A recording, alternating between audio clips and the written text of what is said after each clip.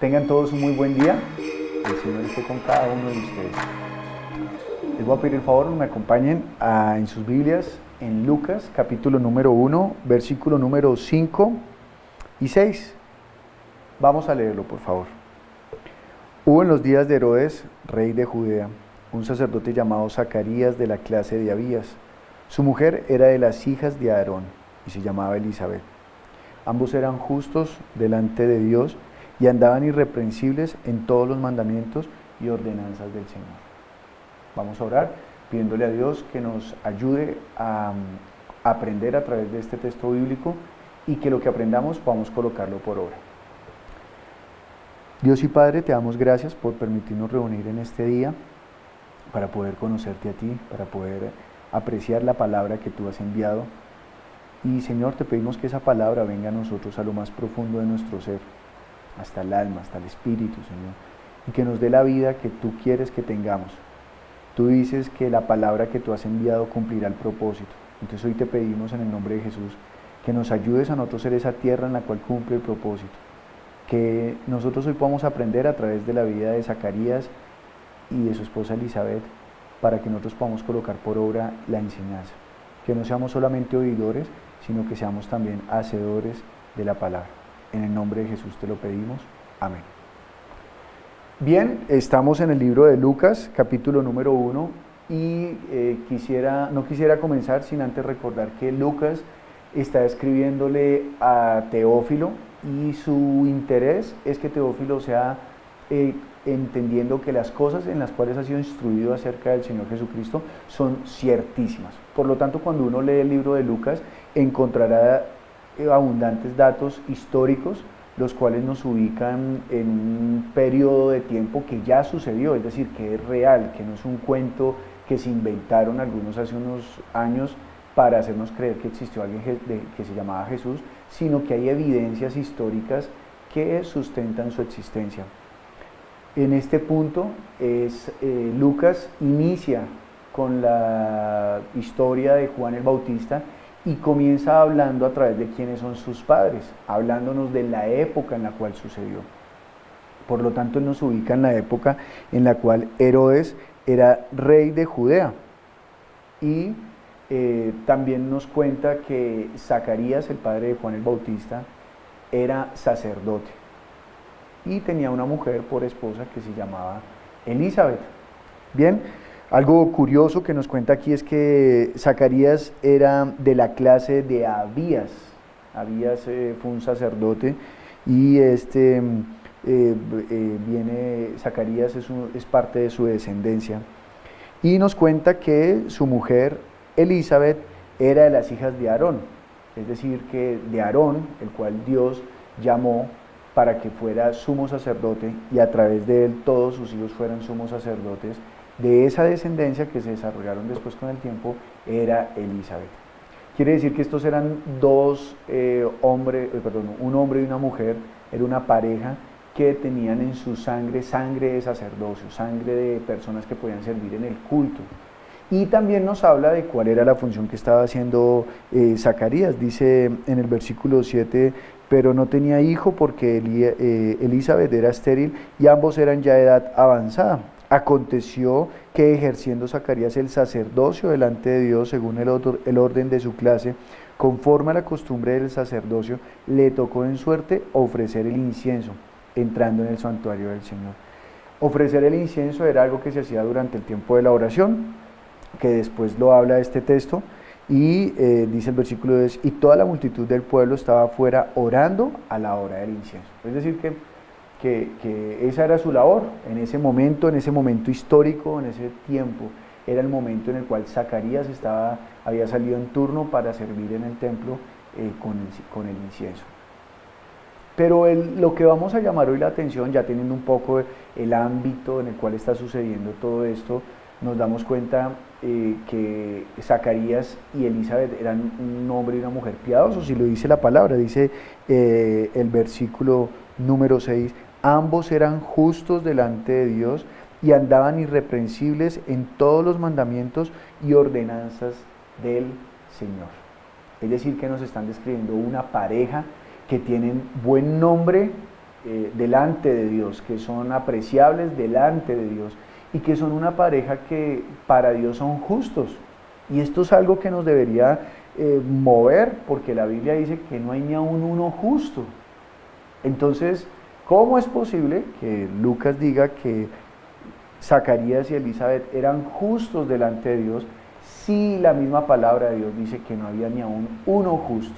Así que ese es el tema en el cual hoy nos vamos a ir desarrollando, ese es el tema en el cual hoy vamos a ir aprendiendo. ¿Qué es ser justo?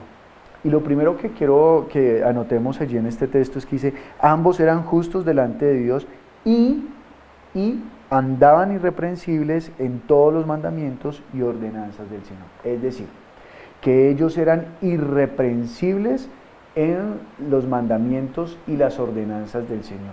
¿A qué mandamientos y a qué ordenanzas se está refiriendo?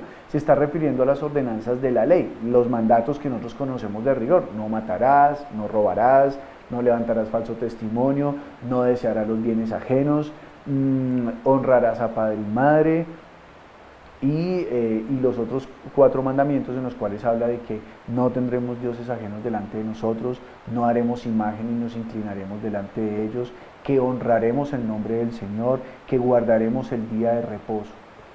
Entonces la palabra de Dios está diciendo que ellos eran justos y además ellos eran irreprensibles en cuanto a los mandamientos y las ordenanzas del Señor. Pero nosotros deberíamos recordar que irreprensible significa que no tiene tacha, es decir, que no tiene señalamiento. Eso es lo que inicialmente uno piensa con la palabra irreprensible. Pero deberíamos cuestionarnos, ¿será que existe alguien sobre la faz de la tierra que sea irreprensible delante de Dios? Es decir, que no tenga algo que tachar, que no tenga algo que uno decirle, oiga, ¿usted está mal en esto? Pues bien, Jesucristo nos muestra un poco algo acerca de ello. Dice que habían personas que no tenían, no se sentían culpables delante de Dios sin Jesús. Es decir, ellos creían que no eran culpables delante de Dios porque cumplían la ley. Y Jesús nos habla un poco de ello en Mateo capítulo número 5, con el propósito de que nosotros entendamos que no hay alguien que sea irreprensible.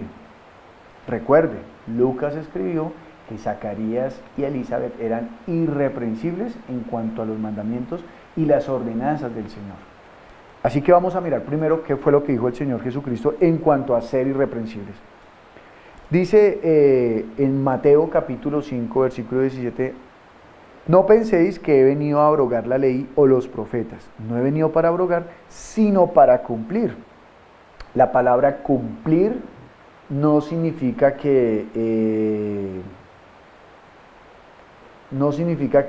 cumplió un requerimiento, sino que completó, es decir, que llevó a cabo una labor, es decir, que la ley no ha llevado a cabo toda la labor, sino que Jesús es necesario para cumplir toda la ley.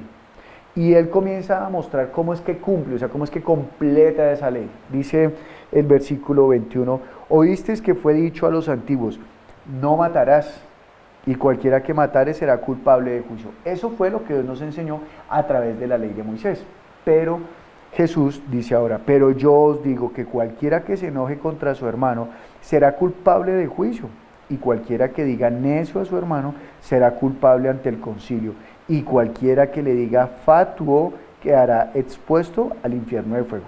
Quiere decir que el Señor Jesucristo está indicándonos que no solamente matar es arrebatar la vida, sino que matar también tiene que ver con el pensamiento de ira, ese sentimiento de ira contra un hermano, contra una persona, contra alguien que esté cercano a nosotros.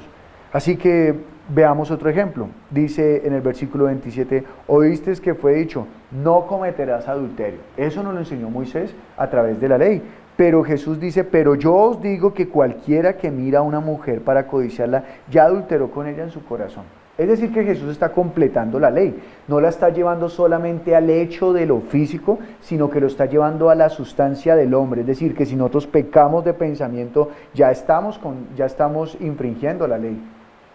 No solamente con haber hecho, uno dice, me libré de haber pecado, sino que en nuestro interior haberlo cavilado, haberlo pensado, ya nos hace culpables, ya nos hace pecadores. Entonces, en este mismo orden de ideas, pues nosotros podríamos decir que ninguno somos irreprensibles, es decir, que en algo nos hemos equivocado, que nosotros estamos puestos a la merced de la ira de Dios porque nos hemos equivocado, porque sí somos reprensibles, porque sí hay algo que nos pueda señalar. Así que volvamos a Lucas, donde dice, ambos, Lucas está escribiendo acerca de Zacarías y Elizabeth, dice, ambos eran justos delante de Dios y andaban irreprensibles en todos los mandamientos y ordenanzas del Señor. O sea, ellos eran irreprensibles, pero cuando uno mira algunas versiones, allí la traducción se refiere no a que no tenían algo que señalar, sino a que ellos eran cuidadosos de la ley. Ellos eran cuidadosos de los mandamientos, es decir, no se frotaban las manos y decían, no, qué delicia violar la ley de Dios, no, qué delicia faltar a los mandamientos, o qué importa que no los cumplamos. No, ellos eran cuidadosos, es decir, eran temerosos de Dios. Pero esto no es lo que los hace justos. ¿Por qué? Porque dice la Biblia que no hay ni aún uno justo, no hay ni aún uno justo. Y para eso le quiero pedir el favor a usted que me acompañe a Romanos capítulo número 3, versículo número 10. Allí veremos que Pablo le está escribiendo a los romanos y en el versículo 10 dice, como está escrito, no hay justo ni aún uno. Es decir, nadie puede decir delante de Dios, yo soy justo, delante de Dios yo soy apto. Y a veces aquí llamamos la atención de que Lucas está diciendo que ellos eran justos delante de Dios y que eran irreprensibles en cuanto a los mandamientos y a las ordenanzas de Dios. Quiere decir que el ser justo no está ligado directamente a cumplir los mandamientos y las ordenanzas de Dios, porque no hay quien los cumpla.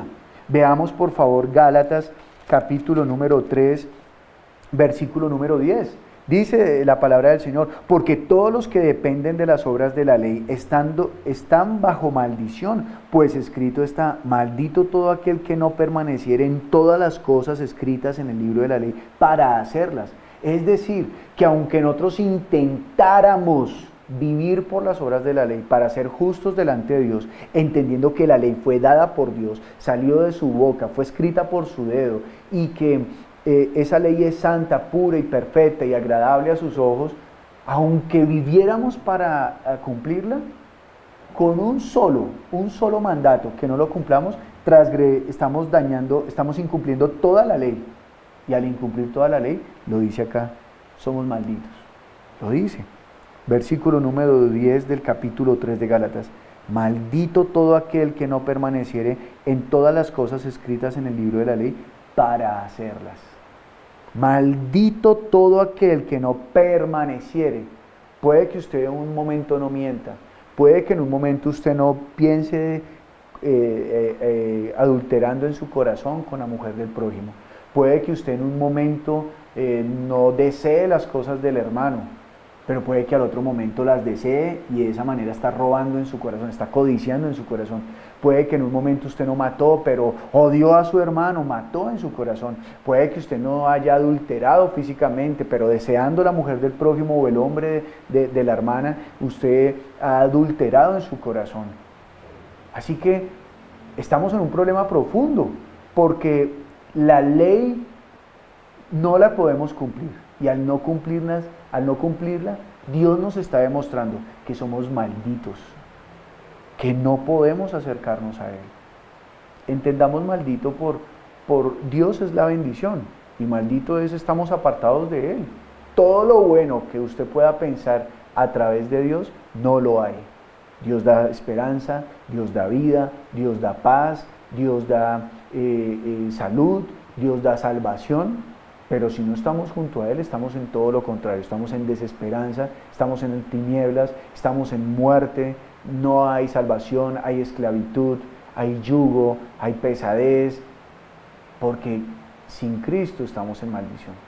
Porque intentando cumplir la ley de Dios, como no podemos cumplirla, estamos bajo maldición. Así que miremos también que dice el versículo 11, y que por la ley ninguno se justifica para con Dios. Es evidente, porque el justo por la fe vivirá. ¿Esto qué quiere decir? Quiere decir que no es posible vivir en Dios cumpliendo la ley de Dios. Porque la ley fue dada con un propósito, es decir, que más bien es necesaria la fe. Y recuerde usted bien, Lucas escribió acerca de Zacarías y de Elizabeth, que eran justos delante de Dios, y ellos eran cuidadosos, eran buscadores de agradar a Dios en cuanto a sus mandamientos y a sus ordenanzas. Así que el justo es por la fe, no es por las obras de la ley. El justo es por la fe. Si usted lee el contexto de Gálatas, Pablo le está escribiendo a los Gálatas que Abraham fue agradable delante de Dios por su fe, no por las obras de la ley. Que la promesa de Dios viene por la fe, no por las obras de la ley. Entonces usted podrá preguntarse, bueno, ¿y entonces cuál es el propósito de la ley? Pues volvamos por favor a Romanos capítulo número 3, y allí Pablo le está escribiendo a los romanos y les está explicando cuál es el propósito de la ley. Lea conmigo por favor el versículo número 19 al 20, dice: porque sabemos que todo lo que la ley dice, lo dice a los que están bajo la ley. ¿Cómo así? Es decir, que todo lo que la ley dice, se lo dice a aquellos que quieren vivir salvándose por obras. Es decir, que quieren buscar ser buenos delante de Dios. Yo soy bueno porque no miento. Yo soy bueno porque no robo. Yo soy bueno porque no adultero. Yo soy bueno, yo soy bueno, yo soy bueno. Pero la ley Dios la proveyó para que usted y yo cerremos nuestra boca y no podamos decir que somos buenos por nuestras acciones. Entonces, ¿para qué la dio? Ya nos dio un propósito, para que cerremos nuestros labios, para que no nos ufanemos en lo buenos que somos. Dice ahora la siguiente parte: lo dice a los que están bajo la ley, para que toda boca se cierre y todo el mundo quede bajo el juicio de Dios. Es decir, al venir la ley, nadie puede decir que es bueno delante de Dios. Por lo tanto, todos quedamos expuestos, desnudos delante de Dios, para que Él pueda juzgarnos. Más dice el versículo 20: ya que por las obras de la ley, ningún ser humano será justificado delante de Él. Ninguno, ni usted ni yo, por buenos que seamos, por pocas faltas que tengamos, podremos ser justificados. Aquí en Bogotá existe un río que se llama el río Bogotá y tiene unos tramos horriblemente contaminados. Ahora piense por un momento, imagínese que usted tiene la oportunidad de preparar una torta y esa torta usted en esa mezcla tiene que usar agua y usted usa agua limpia, agua purificada, pero le aplica una gota de ese río. Ese río ha sido tocado por excrementos de humano, por excrementos de animales, por la orina, por las cosas de la comida, las sobras y por cualquier cosa que puedan botar por los conductos de las aguas negras. Cualquier cosa. Si usted aplicara una gota a la mezcla de la masa de la torta que va a preparar, ¿usted se comería la torta? Seguramente no. Aunque fue una gota, quiere decir que la ley fue dada para tomarnos una radiografía y mostrar nuestros defectos delante de Dios. Y aunque sea un solo defecto, ya nos hace malditos, nos hace lejanos de Dios. Así que, ¿cuál es la solución? Dice el versículo 20, ya que por las obras de la ley ningún ser humano será justificado delante de Él, porque por medio de la ley es el conocimiento del pecado. Es decir, esta radiografía, ese diagnóstico, cuando nosotros nos enfrentamos a la ley, el diagnóstico es que somos pecadores. Quiere decir que necesitamos de un Salvador. Quiere decir que usted y yo necesitamos de aquel que nos quite la mancha, de aquel que nos haga fácil la llegada al Padre, aquel que nos quite la maldición y nos bendiga para podernos acercar al Padre. Entonces, volvamos a Gálatas capítulo número 3. Dice en Gálatas capítulo 3, Pablo viene hablando acerca de Abraham. Y entonces leíamos en el versículo número 10 que maldito todo aquel que no permaneciera en las obras escritas en el libro de la ley para hacerlas. Versículo 12 dice, y que por la ley ninguno se justifica para con Dios, es evidente, porque el justo por la fe vivirá. ¿Cuál fe? Versículo número 12, Y la ley no es de fe, sino que dice, el que hiciere estas cosas, vivirá por ellas. Así que antes de hablar de cuál es la fe que Dios está esperando para que seamos justos, Él está diciendo que el que hiciere estas cosas vivirá por ellas. Es decir, si nosotros cumplimos toda la ley, letra por letra, punto por punto, coma por coma, seremos justos delante de Dios. Pero la ley evidencia que precisamente no podemos. Escuche bien, ni usted ni yo nos podemos justificar por hacer buenas obras. Siempre habrá una obra que le hagamos mal. No habrá obra tan grande y tan perfecta que usted y yo podamos hacer que nos redima de nuestro pecado. Nosotros necesitamos una obra diferente. Somos incapaces y lo único que muestra la ley es que usted y yo somos pecadores y que necesitamos ser quitada esa mancha para quitarnos la maldición que fue puesta en nosotros a causa del pecado. Pero entonces dice el versículo número 13, Cristo nos redimió de la maldición de la ley, hecho por nosotros maldición. Es decir, en el madero dice, porque está escrito, maldito todo el que es colgado en un madero. Él fue colgado en un madero recibiendo la maldición, la paga de nuestros pecados, de sus pecados y de mis pecados. Él llevó la carga de nuestros pecados en la cruz del Calvario. Por lo tanto, Él se hizo maldición por usted y por mí. La maldición que nosotros estábamos llevando, Él también la llevó en la cruz del Calvario. Y dice el versículo número 14, para que en Cristo Jesús la bendición de Abraham alcanzase a los gentiles, a fin de que por la fe recibiésemos la promesa del Espíritu. La promesa del Espíritu es que Dios mismo estará con nosotros, pero estando nosotros en maldición, el Espíritu de Dios no puede habitar en nosotros, porque Dios no puede habitar en lo inmundo, Dios no puede habitar en lo sucio, Él es santo, santo, santo. Así que la sangre de Cristo ha sido derramada sobre todos aquellos que han creído en la obra de Jesús, por la fe en Jesús. Así que nosotros hemos alcanzado la redención, hemos alcanzado la quita de hemos alcanzado el perdón de los pecados, se ha quitado la culpa por la obra que Cristo hizo en la cruz del Calvario. Y al tener la fe en su sangre, usted y yo somos limpios. Y manteniendo esa fe, somos justos. Así que nosotros no nos vamos a justificar por nuestras propias obras. Nosotros no nos vamos a justificar por muy buenas que sean nuestras obras. La única obra que nos hace justos es tener la fe en la palabra de Dios. Y dice Juan, capítulo número 6, versículo 40, dice así, y esta es la voluntad del que me ha enviado, que todo aquel que vea al Hijo y cree en Él, tenga vida eterna, y yo le resucitaré en el día postrero. Así que la voluntad del Padre es que creamos en Él, que creamos en sus palabras, mas también dice Jesús, hablando con sus discípulos, les dice en Juan capítulo 4, versículo 32, Él les dijo, yo tengo una comida que comer que vosotros no sabéis. Entonces los discípulos decían unos a otros, ¿le habrá traído alguien de comer? Jesús les dijo, mi comida es que haga la voluntad del que me envió y que acabe su obra. Nuestro alimento es hacer la voluntad de Dios y que acabemos su obra. Eso es vivir por esa fe, es que nosotros digamos, oiga, Dios dice que creamos en Jesús y seremos salvos, pues vivamos con esa fe, que creamos que Jesús ya nos libró de toda culpa. Eso nos hace justos. Así que, concluyendo, ser justos no se trata de que usted sea bueno, porque precisamente la ley vino para mostrar que ni usted ni yo somos buenos, que no hay ni una persona en la tierra que sea buena delante de Dios, porque para ser bueno delante de Dios se necesita ser perfecto, limpio, puro, sin mancha. Y el único que ha sido así es el Señor Jesucristo. Él es limpio, puro, sin mancha. Él no tiene nada que reprocharle, nada. Él es el en el que el Padre se goza. Él es en el que el Padre ha encontrado complacencia. Y si usted y yo estamos en Él, Él también hallará complacencia en nosotros.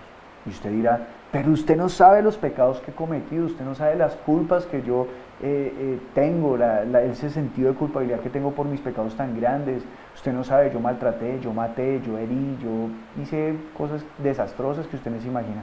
Pues le tengo una buena noticia.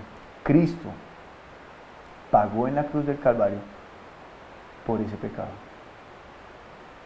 Así que si usted tiene la fe, usted será justo delante de Dios. Puede que no delante de los hombres, pero será justo delante de Dios. Y algunas personas cuando se les anuncia esto tienen temor, porque dicen, entonces esto puede resultar en una locura, porque la gente entonces ahora puede pecar libremente, porque Jesús ya pagó y nos quitó la maldición. Pero le digo una cosa, Zaqueo, en Lucas capítulo número 19,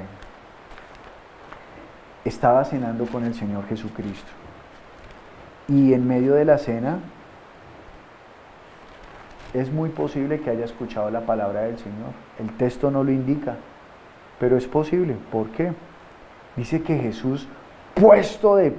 que Zaqueo puesto de pie. Zaqueo era un publicano y ellos tenían por costumbre robarle a la gente, quitarle las cosas que no debían, pedirle un poco más de lo debido. Era cobrador de impuestos, jefe de los cobradores de impuestos. Y dice el versículo 8 de Lucas capítulo 19, entonces Zaqueo puesto en pie dijo al Señor, he aquí, Señor, la mitad de mis bienes doy a los pobres, y si en algo he defraudado a alguno, se lo devuelvo cuadruplicado. Seguramente Jesús no estaba hablando con Zaqueo de, oye Zaqueo, ¿y tú cómo le estás cobrando a la gente los impuestos? No, Jesús fue a traer el evangelio, a traer la palabra. Jesús le había dicho a Zaqueo, es necesario que yo pose hoy en tu casa. Y la palabra vino a través de Jesús para darnos la fe. Y Pablo está hablando en Gálatas acerca de que Abraham era el hombre de la fe porque creyó en las palabras del Señor y vivió por ellas. ¿Cómo? ¿Cómo vivió por las palabras de Dios? Vivió obedeciéndolas. Así que dice el versículo 9, Jesús le dijo, hoy ha venido la salvación a esta casa. Y sabemos que la salvación no viene sino por la fe en Jesús. Quiere decir que Zaqueo había escuchado las palabras, el evangelio, para poder creer en Jesús, que Él era el Rey, que Él era el Mesías, que Él es el Salvador. Y luego dice, por cuanto Él también es hijo de Abraham. La palabra de Dios dice que los hijos de Abraham son los que tienen fe. Así que usted y yo, aunque no seamos judíos, aunque no tengamos sangre judía, si creemos en Jesucristo, somos hijos de Abraham, porque en Abraham fue puesto, por ejemplo, la fe. Así que nosotros hemos de ser hijos de Abraham, no hijos de la ley, buscando por las obras justificarnos, porque ya entendimos que el fruto de ello es que nosotros seamos condenados, porque somos malditos, no podemos cumplir la ley. Pero si somos hijos de Abraham, creeremos en Jesús, que Él es nuestro Señor, que Él es nuestro Salvador, que ante Él nos postramos para adorarle, para servirle. Y dice el versículo de Dios, porque el Hijo del Hombre vino a buscar y a salvar lo que se había perdido. Así que Él vino, Jesús vino a pagar por los pecados de todos nosotros. ¿Quiénes son nosotros? Todos los injustos, todos los que no somos aptos delante de Dios. Pero Jesús pagó el precio para hacernos justos, claro, si creemos en Él. Así que, volviendo al libro de Romanos, capítulo número 3, allí dirá Pablo, versículo 21, Romanos capítulo 3, versículo 21 dirá, pero ahora, aparte de la ley, se ha manifestado la justicia de Dios. Entienda, aparte de la ley, o sea, no por la ley, sino aparte de la ley, se ha manifestado la justicia de Dios, testificada por la ley y los profetas. ¿Qué significa testificar? Es decir, que la ley y los profetas daban testimonio de esa justicia, anunciaban esa justicia. Lucas capítulo 24, versículo 44 nos enseña que Moisés, los profetas y los salmos nos hablan acerca de Jesús, así que esa justicia es Jesús. La ley y los profetas anunciaban que Jesús iba a venir, que en Él estaba la justicia de Dios. Y dice el versículo 22, la justicia de Dios por medio de la fe en Jesucristo, para todos los que creen en Él, porque no hay diferencia. Es decir, no es solamente para los judíos que crean en Él, no es solamente para algunos exclusivos que crean en Él, sino para todos, porque no hay diferencia. Porque toda la humanidad, al ponerse delante de la ley, todos somos con culpa, todos somos con pecado. La ley es demasiado alta, tiene la estatura de Dios para poderla cumplir y nosotros no la podemos cumplir.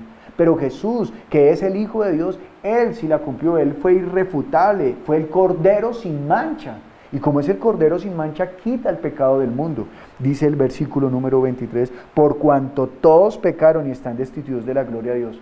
¿Entiende que no hay diferencia?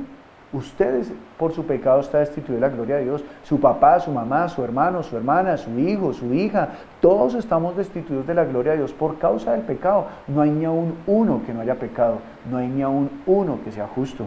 Pero esta es la buena nueva, dice el versículo 24. Siendo justificados, escuche bien, gratuitamente por su gracia, mediante la redención que es en Cristo Jesús, a quien Dios puso como propiciación por medio de la fe en su sangre, para manifestar su justicia, a causa de haber pasado por alto en su paciencia los pecados pasados, con la mira de manifestar en este tiempo su justicia, a fin de que Él sea el justo y el que justifica al que es de la fe en Jesús. Así que, ¿quién es el justo? El justo es el que tiene fe. Así que, para terminar, volviendo a Lucas, capítulo número 1, dice: hubo en los días de Herodes, rey de Judea, un sacerdote llamado Zacarías, de la clase de Abías. Su mujer era de las hijas de Aarón y se llamaba Elizabeth. Ambos eran justos delante de Dios y andaban irreprensibles en todos los mandamientos y ordenanzas del Señor. Así que, ¿qué entendemos? Que Zacarías y Elizabeth eran justos porque tenían la fe puesta en Dios, porque eran un hombre y una mujer que vivían por la palabra, por las promesas de Dios. Más adelante nos podremos dar cuenta que ellos terminan profetizando y recordando las palabras que ya han dicho algunos profetas acerca del Cristo, del Mesías. Ellos creían en la palabra de Dios. Eran un hombre y una mujer temerosos de Dios, que amaban su palabra, que amaban sus promesas. Pero además de eso, eran cuidadosos en guardar los mandatos y las ordenanzas de Dios. Así que usted y yo hemos de guardar cuidadosamente los mandatos y las ordenanzas de Dios. Zaqueo fue transformado. Dejó de ser un ladrón para volverse ahora un hombre que iba a predicar y anunciar el Evangelio con su vida. Así que el Evangelio de Zaqueo no era algo aprendido, no era algo de memoria, era algo vivido. ¿Pero por qué? Porque fue justificado a través de la fe en Cristo Jesús, como leímos en Romanos, a través de la fe en la sangre de Cristo Jesús. Así que todos los hombres del Antiguo Testamento fueron llamados justos. ¿Por qué? Porque ellos creyeron en la palabra de Dios, tenían la fe de que un día vendría aquel que nos habría de librar. Jesús dijo que Abraham se gozó de ver su día. Sí, que Abraham fue justo por la fe, porque creyó en las palabras de Dios, porque creyó en sus promesas. Nosotros no vamos a entrar al reino de los cielos por ser buenos, vamos a entrar por ser justos, por vivir por las palabras de Jesús. Así que compartamos esa buena nueva y oremos al Señor para que nos ayude a ser justos hasta el último día, para que nunca nos falle la fe. Oremos. Padre, te damos gracias, Señor, por este día. Gracias te damos por este tiempo en el cual hemos podido aprender acerca de la palabra, que ninguno de nosotros somos buenos, que ninguno de nosotros somos justos por nuestras propias obras, que la justicia no podremos hallarla buscando hacer una obra que nos salve, porque somos imperfectos a causa del pecado. Por causa del pecado quedamos apartados de ti. Pero a ti te plació enviar a tu Hijo y por la sangre que Él derramó, hacernos limpios de toda culpa, hacernos limpios de toda suciedad. Hoy te damos gracias, Padre Santo. Muchas gracias, Señor. Hoy te damos gracias por habernos justificado a través de la obra de Jesús. Por la fe en Él somos justos. Tú dices en Romanos, el justo por la fe vivirá. Tú dices en Gálatas, el justo por la fe vivirá. Y ahora te damos gracias porque tenemos vida en Cristo Jesús por la fe en Él. En el nombre de Jesús hemos orado y hemos escuchado este mensaje. Amén. Muchas gracias a todos y que el Señor les continúe bendiciendo.